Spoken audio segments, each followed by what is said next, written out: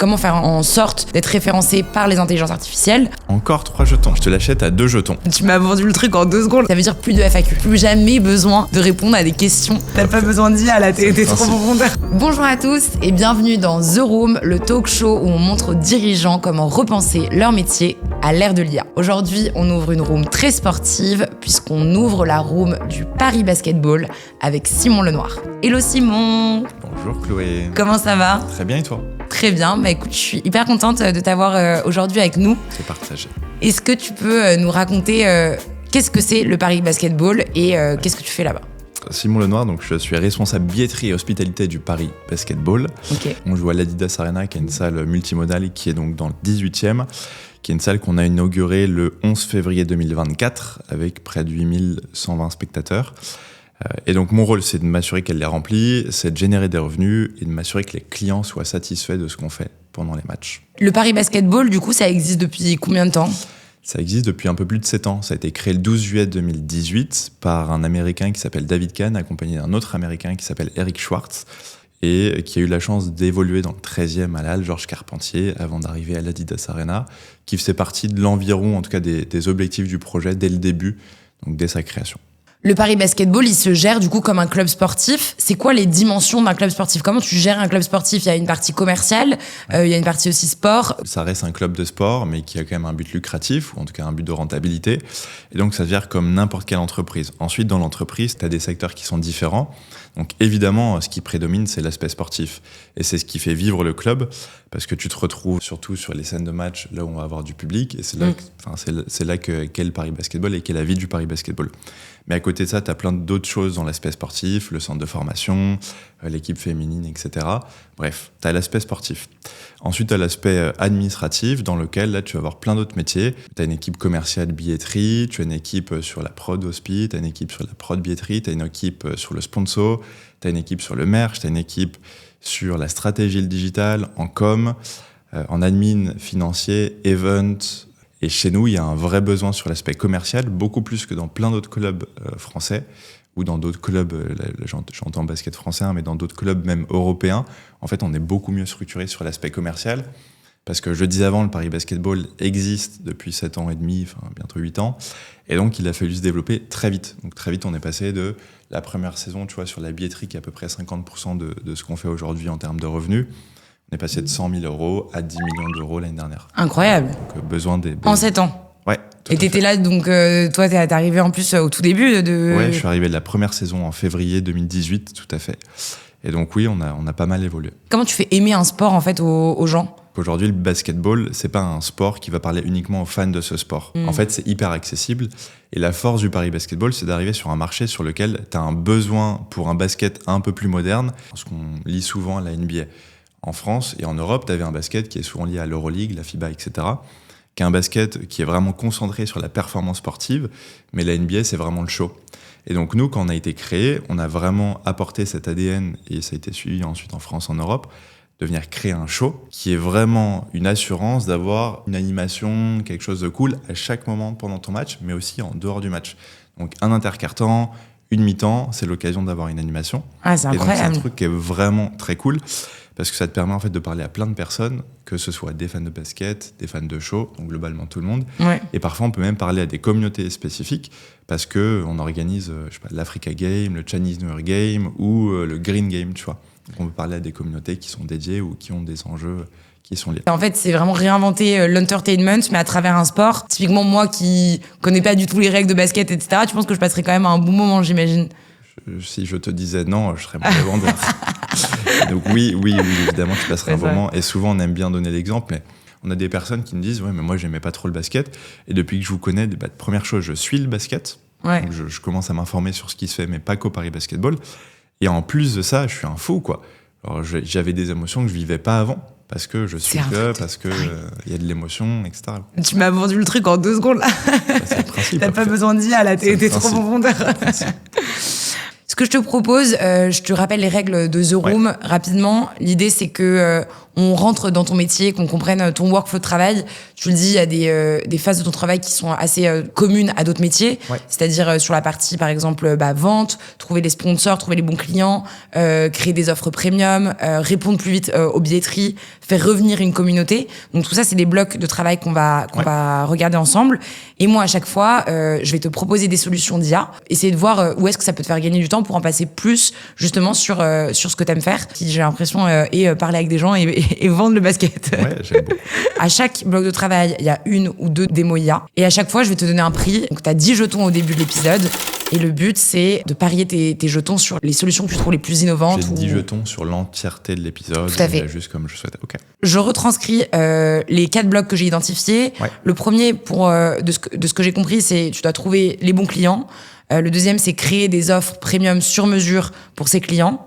Le troisième, c'est répondre plus vite à la billetterie, justement, monter en charge. Si tu veux peut-être préciser dessus, plutôt répondre plus vite à certaines questions, certains litiges, certains sujets globaux qu'on peut avoir en billetterie de la part de clients, tout à fait. Ok, parfait. Ensuite, faire revenir la communauté, qui est aussi un autre axe. On va pouvoir commencer avec ton premier bloc de travail. Donc là, tu me disais qu'il fallait trouver les bons clients et arriver à les suivre. Ouais. Explique-moi comment tu fais hors IA. Donc oui, effectivement, on va aller chercher des clients en faisant de la prospection.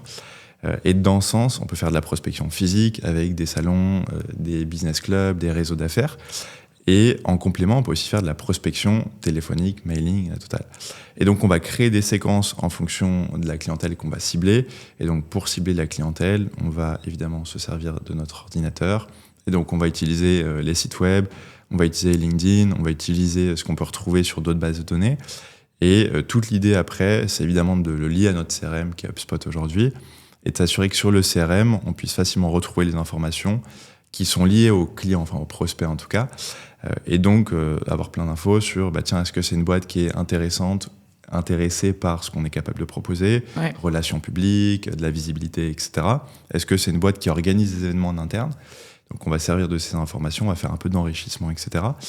Et donc, en l'occurrence, on commence souvent avec l'outil de base d'ordinateur et le téléphone. Derrière, on a un LinkedIn, on a un Sales Navigator, on a un scrapper, désolé de le dire, on a un scrapper donc pour récupérer de la data. Et ensuite, on va servir du CRM pour envoyer des séquences de mails. Donc, on est sur un format qui est plutôt basique. Moi, j'avais suivi pas mal de startups dans leur développement et leur structure. On est plutôt loin de ce qui est possible de faire. Mais aujourd'hui, à défaut, ça marche plutôt bien. Et je ne l'ai pas précisé, mais on a des commerciaux qui font tout sur le cycle de vente.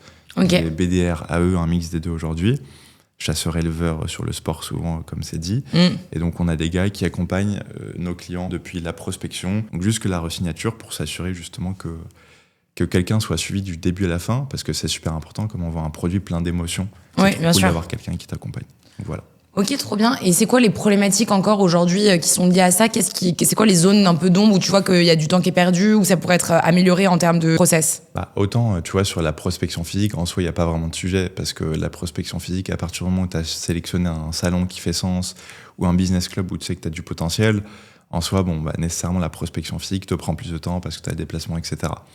Par contre, sur la prospection, je veux dire digitale pour simplifier les choses, sur la prospection digitale, c'est toutes les actions répétitives que tu pourrais automatiser, mais c'est, je sais que je vais scraper ou je vais aller chercher une base de données de prospects de telle boîte, telle taille de boîte, tel secteur, tel métier, telle ancienneté dans la boîte, et ainsi de suite. Et tout ça, ça te permet ensuite de dire, je vais verser ces contacts dans mon CRM. Tout ça, c'est des tâches qui sont répétitives. Ouais. Je vais créer une séquence, etc., en fonction de ce qui me semble le plus légitime. Et typiquement, tu vois, on a des commerciaux maintenant qui commencent à utiliser un peu l'IA pour se dire, pour adapter ma séquence, je vais m'assurer que le wording soit parfait, et ainsi de suite. Parce qu'avant, tu sais, entre guillemets, toi-même. Maintenant, tu peux essayer d'optimiser encore mieux, quoi. Sur cette partie-là, on avait fait un épisode avec une sales de chez Eleven Labs qui s'appelle Shanna Inch, que je vous invite à aller voir, qui est un super épisode où on montrait justement qu'il y a des outils qui permettent de vraiment arriver à créer des séquences hyper adaptées effectivement en fonction de ton client. Donc c'est vrai qu'avec l'IA, ça c'est vachement boosté. J'avais le sentiment que t'as vraiment un sujet d'arriver à centraliser toutes ces démarches commerciales. Et donc pour moi, aujourd'hui, on devrait plus s'adapter à un CRM, mais en fait le CRM devrait s'adapter à nous. Moi aussi, j'ai eu des CRM comme Salesforce Salesforce, HubSpot, etc. Et en fait, très souvent, on essaie, nous, de rentrer dans les cases de ce CRM-là, là où ça répond pas forcément à notre besoin. Aujourd'hui, avec l'IA et avec le fait que la technologie est devenue une commodité, c'est de plus en plus facile de développer et de plus en plus rapide. Pour moi, c'est vraiment essentiel de créer son propre CRM. En tout cas, voilà, nous, c'est ce qu'on propose très souvent à nos clients, d'arriver à créer en tout cas une première base qui est pertinente. Donc voilà, l'idée, c'était de te montrer un dashboard qui te permet de faire en sorte que n'importe quel échange devienne une action. Ouais. Donc en fait, l'idée, c'est de se dire, à partir du moment où tu as des échanges avec des personnes, que ce soit sur place ou que ce soit par mail, etc., il faut que toute cette information soit centralisée et que tu puisses la retrouver au même endroit. Ouais. Et donc, l'idée de ce CRM, c'est à la fois de pouvoir capter effectivement les infos que tu vas récupérer de tous tes mails, etc., et de pouvoir faire les bonnes relances automatiquement au bon moment, de pouvoir avoir le bon mail au bout de 3 mois si tu n'as pas parlé à tel prospect, etc. Donc, il y a ce sujet toujours de mettre, comme on le fait pour les séquences, de mettre au clair au début un process établi, et ensuite l'IA peut effectivement aller générer le bon message. De la même façon, tu me disais que tu faisais des événements sur place. Ouais. Une super fonctionnalité qu'on utilise de plus en plus, c'est d'aller faire une petite note vocale pour décrire la personne que tu as rencontrée. Tout ça, ça va enrichir aussi ton CRM. Donc voilà, vraiment essayer de réinventer le CRM pour que à la fois il automatise tes tâches, mais aussi que tu puisses l'enrichir et aller capter de l'information de façon beaucoup plus facile que ce qui peut être fait aujourd'hui de façon assez classique. Ce que je pense du CRM, ou en tout cas d'un développement de CRM, je trouve ça super intéressant. Nous, on avait fait le choix de faire le switch sur HubSpot il y a à peu près 1 an, qui reste une très bonne solution, mais évidemment, tu vois, c'est une grosse machine. C'est une moins grosse machine que le Salesforce. Tu t'adaptes en fonction. Donc, ça reste super intéressant après de pouvoir développer une solution sur mesure. De plus en plus de structures essayent justement de trouver des alternatives aux gros CRM. Après, tu as toujours, tu sais, en interne, le truc de vendre à tes directeurs ou à la direction une solution qui est jeune, où tu développes sur mesure, tu n'as pas les compétences, tu le disais avant, etc. Donc c'est un challenge. Mais après, quand on présente à un CRM une solution qui est meilleure que l'autre ou celle que tu as actuellement, ça se réfléchit toujours. Si je te fais une petite démo, donc là, voilà, en fait... T'as ton CRM qui te permet de suivre en temps réel ton chiffre d'affaires signé, ton chiffre d'affaires en cours. Bon, ça, c'est des fonctionnalités qui sont assez communes à tous les CRM. L'idée, c'est par exemple d'avoir une suggestion IA du jour que tu vas pouvoir intégrer et te dire, OK, en fait, ton CRM, il a toute la data sur vos offres, sur ce que vous proposez. Et il peut venir te proposer, là, par exemple, une relance à faire pour EDF West avec un budget en attente depuis 3 jours. Donc là, il y a une petite relance qui est possible. Mais l'idée, c'est d'avoir toujours une IA qui te propose, qui te push des propositions à faire, des relances à utiliser.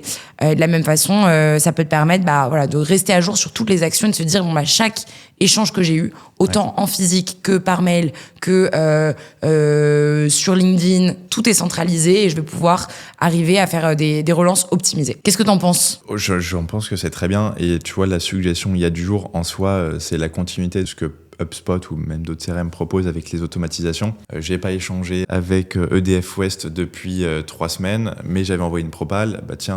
Tâche automatique, ça va me créer un rappel de il faut que j'appelle EDF West. Ouais. Donc en vrai, évidemment, quand tu as des suggestions supplémentaires, c'est toujours pertinent parce que le métier de commercial te permet très vite de te perdre. Et donc les sales, très vite, peuvent te dire oui, mais voilà, il faut que je fasse ça, etc. Alors que la première chose qu'ils doivent faire quand ils arrivent au bureau, c'est de checker justement là les suggestions il y a du jour ou potentiellement les tâches de la journée. Et donc si tu as des suggestions supplémentaires versus juste tes tâches qui sont automatisées, ça peut être très cool. Donc j'aime bien. Pour cette solution, moi je te propose 3 jetons. Sur 3 jetons, je ne la prends pas. Ouais. Tu gardes tes jetons pour la prochaine ? Ouais. Pour quelle raison ? Je la prends pas parce que même si c'est une solution qui est intéressante, et je le disais, en général, tu veux essayer de t'adapter à ce qui est plus moderne et ainsi de suite. Aujourd'hui, on a une solution HubSpot qui semble être plutôt proche. La différence que je vois, elle se retrouve surtout dans les suggestions IA, qui en fait sont un peu un découlé des automatisations que tu peux retrouver avec les rappels de tâches, etc. Donc c'est pour ça. Après, le dashboard, il semble plus clean. Et on n'est pas allé dans le vif du sujet, mais je pense que tu as évidemment des fonctionnalités qui sont peut-être plus simples en termes d'utilisation pour le sales en question. Ok, très clair. On va passer à ton prochain bloc de travail. Donc là, je te laisse me raconter comment est-ce que tu génères une offre hospitalité pour Paris Basket. Raconte-nous le process et comment ça se passe. Aujourd'hui, chez nous, en hospice, c'est assez simple. En général, comme n'importe qui, on échange avec un client et on est là pour l'écouter, essayer de l'accompagner, lui proposer la solution qui lui convient le mieux. Et donc, une fois qu'on a défini un besoin ou des besoins potentiels, on va lui proposer des choses. Tu vois, ça pourrait être, on fait une sortie à 20, on a un budget de temps, on veut plutôt cibler un match en semaine parce que les agents, ils sont pas là le week-end ou ils sont en famille le week-end. Et donc après, on va juste ajuster. Et donc souvent, on fait des propals. Après, ça dépend des commerciaux, chacun ses préférences. Mais tu vois, moi, j'aime bien mettre 3 propositions en général. Tu as la proposition de base, on inclut juste l'hospi de base. Une prestation d'hospitalité, c'est de la billetterie sèche avec un accès au salon VIP. Ok. Voilà, aux prestations hospitalité. Puis souvent, quelque chose d'un peu plus complet. Ta visite, ta réunion de travail avant, etc. De plus en plus, on tend à essayer de diversifier notre activité.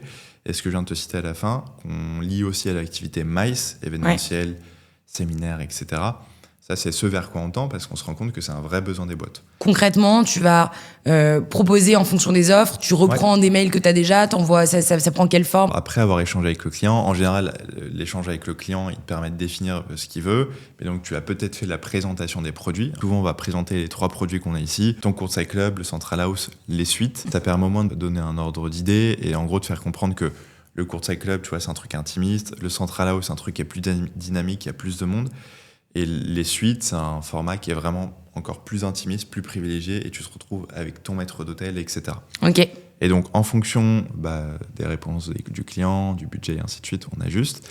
Et donc après, effectivement, je vais souvent reprendre un mail que j'ai déjà fait, que je vais adapter en fonction des dispos qui nous restent déjà en stock, en fonction des dispos du client. Et aujourd'hui, vous enregistrez déjà les calls avec les clients ou pas encore? Non, c'est un sujet. Typiquement, tu vois, quand je faisais l'analyse sur les startups, évidemment, ça revenait souvent. Évidemment, quand tu suis l'activité commerciale, ça revient souvent. Aujourd'hui, on le fait pas et ça pourrait se faire. Je pense ça, c'est un des meilleurs... pour moi, c'est le cas d'usage de base quand tu as des appels. Je conseille très souvent d'utiliser Granola, qui est pour moi le meilleur outil de retranscription sur le marché. Il y en a plein que tu peux tester, mais voilà, Granola, j'encourage à l'utiliser parce qu'il est vraiment top. Et du coup, ça te permet derrière d'avoir très rapidement en fait une première couche de contexte et pouvoir faire ton mail. Si je comprends bien, là, l'enjeu sur ce bloc de travail, c'est d'arriver à hyper personnaliser en fonction du client, parce que j'imagine que tu as envie d'avoir un truc sur mesure, quoi. Ouais, alors après, évidemment, tu sais, t'as des clients, ils te prennent le produit de base, c'est simple, quoi. Ouais. Mais évidemment, dans l'idée, quand on a des discussions qui sont de plus en plus importantes en termes de volume de personnes et de précision et de besoins, évidemment, c'est de faire une proposition sur mesure et dire, tiens, je sais que on va faire une intervention du directeur marketing parce que de leur côté, il y a un vrai besoin de comprendre comment, dans l'activité sportive, on lie le marketing avec le sport. Ça peut être le directeur commercial ou le directeur sportif parce qu'il faut pouvoir, tu vois, influencer, essayer de donner, je sais pas moi, une énergie positive ou penser à l'après-carrière parce qu'ils ont des sportifs de haut niveau dans leurs équipes, par exemple, chez eux. Donc après, on a juste en fonction. Oui, donc effectivement, le sur-mesure, c'est un peu la clé chez nous. Bien sûr. Et sur cette partie-là, justement, je trouve que c'est là où l'IA donne une force de frappe de dingue. Et donc, la solution que je voulais te montrer, un studio à offre. Comment est-ce qu'on crée une offre premium qui est sur mesure? Plus tu réponds aux besoins de ton client, plus tu es proche de ses attentes, plus tu montres que tu l'as écouté, plus il a de chances d'acheter. Je t'apprends rien. Et du coup, grâce à l'IA, on a la chance d'avoir déjà la retranscription de tout ce qui a été dit. T'as à la fois l'information où t'as compris effectivement sa demande, tu sais comment l'orienter, mais en plus là t'es backé avec des infos, tu vois, avec de la data, grâce à la retranscription du call. Et donc là, ce que je voulais te proposer, c'est une démo pour te montrer comment l'intelligence artificielle peut t'aider à partir de cette retranscription de call, t'aider à créer la bonne offre sur mesure pour ton client. Donc je t'ai mis des exemples de brief. Prenons par exemple un CSE de 40 personnes. Donc là, bonjour, nous sommes un CSE de 40 personnes et nous cherchons une offre de groupe pour un match en juin. Nous avons un budget encadré, plutôt simple.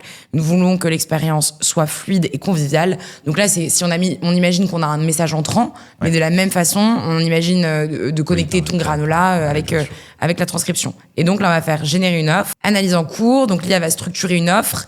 Et donc, on voit que à partir du brief original, qui était un brief évidemment qui manque un peu de contexte, le résumé du besoin, c'est ça. Analyse structurée, type de demande, segment, niveau premium, standard, le budget détecté. On va voir l'offre générée. Donc, on voit ça l'a vraiment fait étape par étape. D'abord, on a l'analyse de l'IA. Ce qui est intéressant, là, on a vraiment une approche toujours chez Blackfig à dire que l'humain doit rester dans la boucle. C'est-à-dire, tu vois, avoir des process IAisés, c'est top, mais c'est encore mieux quand l'humain reste dedans et peut vérifier toutes les informations. Et là, ça va te permettre, à partir de l'analyse du transcript, de vérifier si t'es au clair avec ces informations, parce qu'il peut y avoir des nuances, tu vois, que l'IA n'a pas détectées. Donc là, tu vas pouvoir modifier directement les nuances que l'IA n'a pas forcément détectées. Et donc, générer une offre, soirée match en groupe, offre CSE, une sortie collective, avec votre besoin. notre recommandation, le déroulé proposé, les options de personnalisation, le budget estimatif. On va adapter cette offre et on a plusieurs versions. On peut avoir une version par email, mais on peut se dire, OK, maintenant je veux faire un truc personnalisé. On peut faire des trucs hyper beaux avec l'IA maintenant. Ouais. Est-ce que je veux qu'on crée un one-pager aux couleurs du Paris Basketball? Est-ce que je veux une version présentation? En fait, ce qui est incroyable, c'est que du coup, comme tu vas passer beaucoup moins de temps à rédiger ce mail, à te creuser la tête là-dessus, tu vas pouvoir passer plus sur qu'est-ce que je peux imaginer? Est-ce que je peux faire des designs qui sortent du lot? Est-ce que je peux faire même on pourrait imaginer que tu connectes à un petit avatar de toi qui présente la proposition. Le fait de gagner du temps là-dessus peut aussi te permettre d'être plus créatif sur le type d'offre que tu proposes. Oh, cool. Et donc derrière une petite automatisation, on va exporter l'offre par exemple en slide et évidemment sous le type de format que tu veux. Ouais. Sur cette solution-là, je te propose un prix à 3 jetons. Encore 3 jetons. Encore 3 jetons. C'est mon prix préféré, le 3 jetons. Ok, donc le 3 jetons tombera toujours. Je te l'achète à 2 jetons. Pourquoi ? Parce que je réfléchis juste par rapport à tes prix, mais si avant tu me vends un CRM à 3 jetons et là que tu me vends une solution t'as un bon commercial. Cool, mais qui est très cool, ouais. Que je vais te prendre, mais je te la prends à 2 jetons parce que je trouve que techniquement il y a peut-être moins de travail versus un CRM, mais peut-être que je me trompe, tu vois. Mais en fait, je trouve le format très cool. Aujourd'hui, c'est quelque chose pour le coup, on n'a pas, et qui est assez pertinent. Et c'est pas pertinent tant dans le sens de ça permet justement pas au commercial ou au sales de réfléchir, mais ça peut aussi lui permettre de se dire peut-être que j'avais mal interprété ou j'avais pas assez interprété cette information du call ou de l'email, tu vois. Ouais. Et donc là, je trouve la solution plutôt cool. Moi, je te propose 3 jetons. Pourquoi ? Parce que sur la solution technique, j'accepte de te le faire à 2 jetons. En revanche, je te propose 1 jeton pour faire cet atelier et réfléchir ensemble à comment est-ce que tu vas envoyer des meilleures propositions.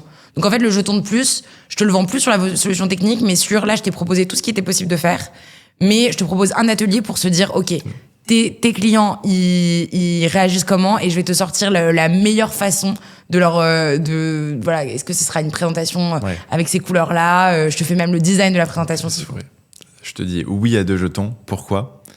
Parce que très simplement, une fois qu'on aura développé une solution qui est très cool, tu auras un des assets les plus importants dans le sport européen et je serai avec plaisir un ambassadeur de la solution qu'on aura co-créée.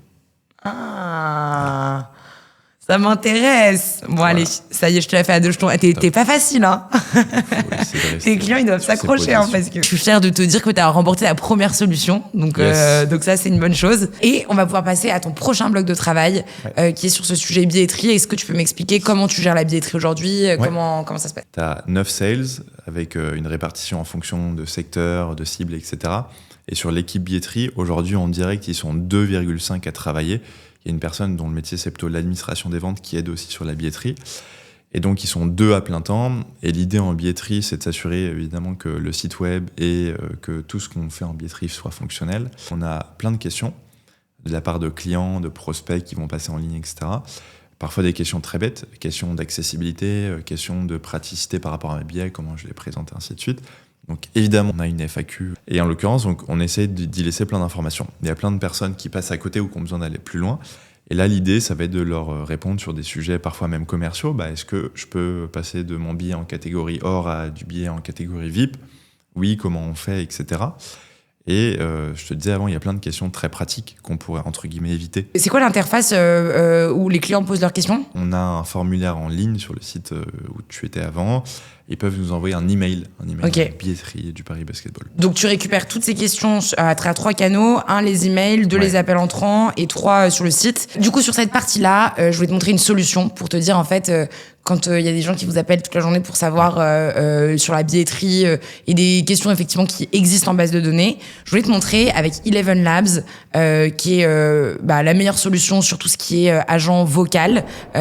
Comment est-ce qu'on peut créer une automatisation pour pouvoir répondre au téléphone. Et donc je vais te montrer, là j'ai fait un prompt très simple. Tu es l'agent officiel billetterie hospitalité du Paris Basketball.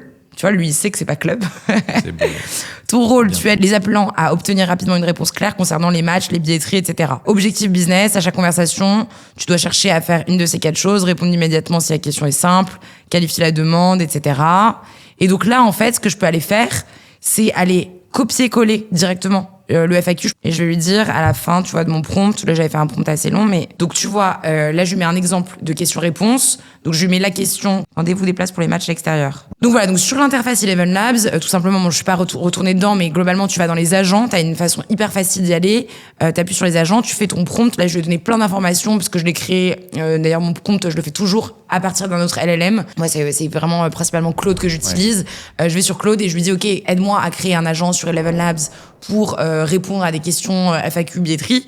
Il m'a fait ce prompt là. Après à voir, tu vois toi comment tu peux le twister. Mais l'idée c'est que derrière tu vas pouvoir le publier et le connecter du coup avec un numéro de téléphone. Donc là en fait tu vas pouvoir choisir sur l'interface la voix que tu veux. Donc on a choisi manuel. Après bon je te laisserai tester la stabilité, la vitesse, etc. Vraiment l'interface est hyper intuitive donc tu pourras faire ça. Et donc là j'appuie sur aperçu. Bonjour, vendez-vous des places pour les matchs à l'extérieur? Non, nous ne vendons pas de places pour les matchs à l'extérieur. Nous nous concentrons sur les matchs à domicile du Paris Basketball. Bon, alors, là j'ai l'impression déjà qu'il a bien répondu. Mais voilà, en gros, l'idée c'est de mettre la plupart enfin, toutes les questions même qui sont liées au FAQ et pouvoir interagir comme ça et donc le connecter à ton numéro de téléphone. Ouais. Et là, tu peux même carrément imaginer qu'une fois qu'il y a des appels entrants, ton IA choisit si c'est une question, donc qualifie en premier lieu si c'est une question qui est liée au FAQ. Si c'est une question qui est liée au FAQ, réponde. Mais par contre, si c'est une question qui est commerciale ou quoi, renvoyer vers la ligne centrale. Okay. Qu'est-ce que tu penses de cette solution? Ça fait certainement gagner du temps et donc j'aime bien la solution, j'attends le prix. Ouais, t'attends le prix, si je te mets tout en place de cette façon-là, ça vaut un peu plus cher parce qu'il faut d'abord qualifier. Et donc, c'est 4 jetons. 4 jetons? Ça veut dire plus de FAQ. Plus jamais besoin de répondre à des questions. C'est trop cher, malheureusement, du coup, je vais pas pouvoir acheter. Mais la solution est très cool. Ok, pour combien tu me la prends? Pour 2. 2 encore? Ouais. Il va te rester beaucoup trop de jetons, tu vas sortir de cette pièce, t'auras encore... J'aurai encore des jetons. S'il faut, et comme ça, je prendrai la dernière solution... j'aurai 4 jetons pour les 2 dernières solutions. Mais je la prends à 3. Je trouve ça cool quand même. Même en vrai, c'est assez intéressant. Ça permet de faire un filtre. Je trouve ça cool quand même. Et c'est plus intéressant d'avoir une réponse que de ne pas avoir de réponse. Donc, je te mets les 3. Ok, et ben je te la fais pour 3 jetons. Yes. Donc là, tu as 2 solutions pour 5 jetons. Tu t'en es bien sorti, hein. Pour l'instant, donc il t'en reste 5, je réfléchis pour la suite. C'est une bêtise, je croyais que j'en avais plus que 4, mais c'est vrai que j'avais négocié. Mais t'avais négocié, tu négocies trop. Ok, donc t'as 2 solutions. Maintenant, je te laisse me dire peut-être sur le dernier bloc qui est animer ta communauté, quels sont tes enjeux? Animer la communauté du Paris Basketball, en fait, c'est un peu tout ce qu'on fait, parce qu'aujourd'hui, animer la communauté, c'est... envoyer une vidéo qui est trop drôle sur les réseaux sociaux, c'est envoyer un email aux adhérents, aux participants des camps. Donc c'est plein de choses. Et je pense que quand on en a parlé, le format principal, moi, qui m'intéresse sur la billetterie, c'est s'assurer que la communauté, donc les abonnés, aient plein d'informations et vivent des expériences supplémentaires en plus des autres personnes qui font partie de la communauté du Paris Basketball, de la famille du Paris Basketball. Mais c'est ces personnes qui sont, entre guillemets, importantes ou plus importantes que les autres, parce que justement, elles sont plus impliquées que les autres personnes, qu'elles soient clientes sur un match billetterie ou juste follower sur les réseaux sociaux. Mm-hmm. Et donc, mon enjeu à moi, c'est plutôt de m'assurer que cette population d'abonnés, qui est super importante pour nous, soit la population qu'on va chouchouter avec plein de choses, quoi. Bah ouais, c'est clair. Et là, je pense que sur cette partie-là, du coup, il y a une dimension réseaux sociaux. Votre présence, en fait, c'est faire en sorte d'être présent auprès des utilisateurs. Il y a une solution que je trouve trop cool et il me semble que vous êtes client, donc tu pourras m'en parler de façon plus intéressante, mais c'est Scoreplay. Je les ai découverts. C'est incroyable, en fait. Grâce à l'IA, ils vont venir détecter les vidéos des matchs, les photos des matchs, identifier les sponsors, les joueurs, etc. et en faire des posts directement prêts pour dire finalement, parce que vous effectivement t'as une photo avec un sponsor hyper intéressant que t'as envie de mettre en valeur, mais ça prend du temps tout ça. Donc si l'IA directement peut détecter ça et en faire un post Instagram à poster ou quoi, je trouve ça hyper smart. Et il y avait une autre fonctionnalité dont il parlait, c'est justement à partir d'une vidéo, comment est-ce que tu vas détecter s'il y a eu des buts incroyables et en faire un clip à pusher pour pouvoir pousser à la communauté les victoires et les beaux moments. Ça, je trouve ça vraiment trop cool comme idée. Raconte-moi un peu ton expérience avec Scoreplay. Alors, je te dirais qu'il y a plus ou moins 3 utilisations par rapport à Scoreplay. La première, c'est un truc qui est très bête, mais en fait, aujourd'hui, on a des centaines de photographes ou de créateurs de contenu. Chacun a sa façon de transmettre les vidéos, les photos de base. Chacun parle avec la personne avec qui il a échangé au Paris Basketball. Parfois, moi, en tant que responsable billetterie, j'ai besoin d'un photographe avec qui j'avais déjà échangé avant.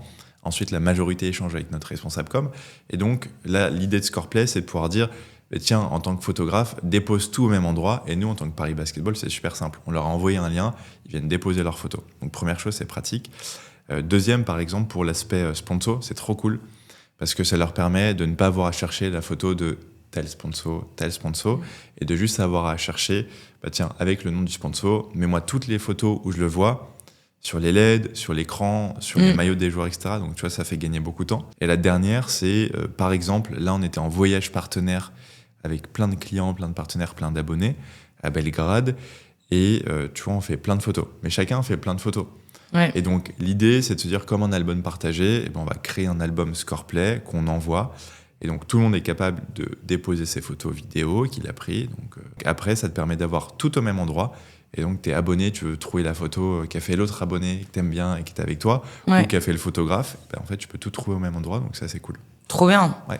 Canon. Sur cette solution, je te la price, mais si vous l'avez déjà... Je savais, c'est pour ça. Je ne l'achète pas, mais je te l'aurais acheté. Ok. Donc, on va pas mettre de prix sur celle-là, mais il y a un sujet dont on parle beaucoup en ce moment, c'est le GEO. Donc, pour ceux qui nous écoutent, le GEO, c'est finalement le référencement sur les IA. Donc, c'est comment faire en sorte d'être référencé par les intelligences artificielles.